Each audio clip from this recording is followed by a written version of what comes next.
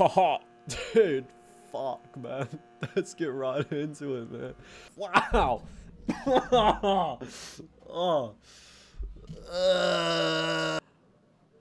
So we're going to be looking at one thing today, which is the variable layer height, and its primary use is for making sure top surfaces and kind of upper layers and stuff have more of a gradual and nicer slope instead of it being like big staircase bad boy effect, no nice. If we look at just what the default settings are for the 0.2 options, and you can see as you get nearer to the top, you've got these big steps that keep on going up.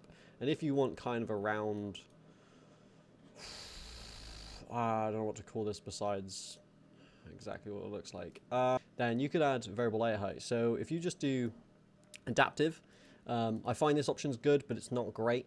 If we just have a look what that looks like, and you can see that it's actually looking quite nice. If I have another one next to it real quick. Nice. For this specific model, because it's just round and it's circular, what you can do is you can go to strength and you can go to the top surface pattern and set that to concentric. And that means it also kind of gets rid of that sort of zigzag effect and actually makes it a spiral as it goes up. And then, of course, you're going to have that seam line potentially as well. You can change the seam line in a setting, in a location, somewhere. Here we go. If you just change that to random, it'll pretty much just add the seam lines everywhere.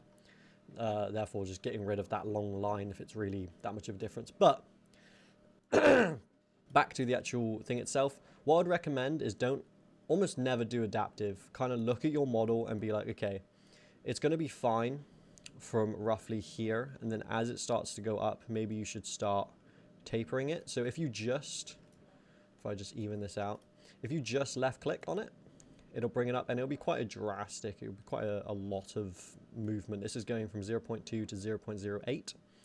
And then what you can do is you can do shift and control.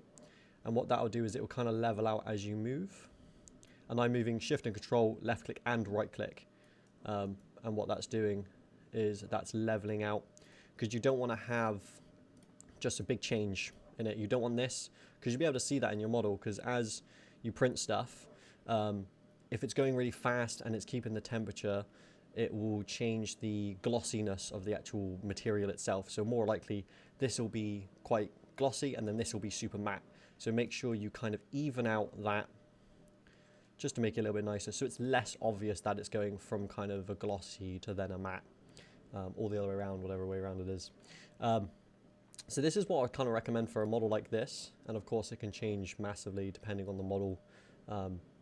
But you at least need to have, as I was like, to truly optimize this, I can go from here and then I'll probably start bending it back here like this, because you don't really need much as it goes. It's mostly just that top surface that needs it, and then you have that same roundedness. And the reason for this, compared to just changing the whole model to be 0.8, is just time difference. It's just time saving.